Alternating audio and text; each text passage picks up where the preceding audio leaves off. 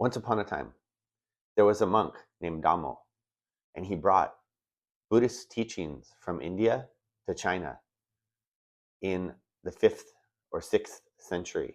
Now, the origin of tea, how tea came to be, legend has it, is also because of Damo.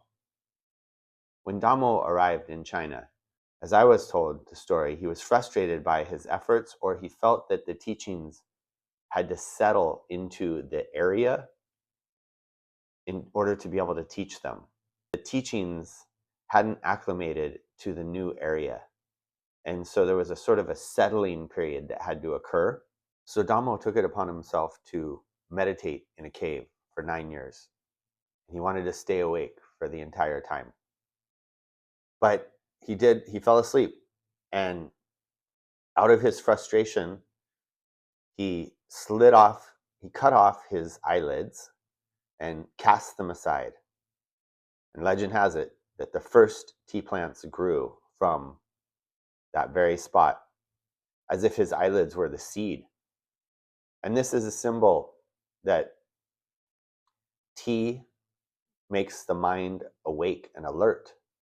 Now, interestingly, a few thousand years before this, Shennong, the god of agriculture in China, he's the one that is also responsible for Chinese medicine, the birth of Chinese medicine. Now, the way I was told is that Shennong had translucent skin. Maybe he was an albino. And he would experiment with so many different herbs. He would take the herb, he could watch the way that the herb would go through and what areas it would affect in his body. And so one day Shennong was boiling some water. He liked apparently to drink his water warm, as many people do. But in this process, he knocked some tea leaves into the water, and then he discovered the use of tea, right? So then what he realized when he was drinking the tea is that when he watched the way that the tea affected his body, he saw that it had a healing property towards, especially focused on his digestive system.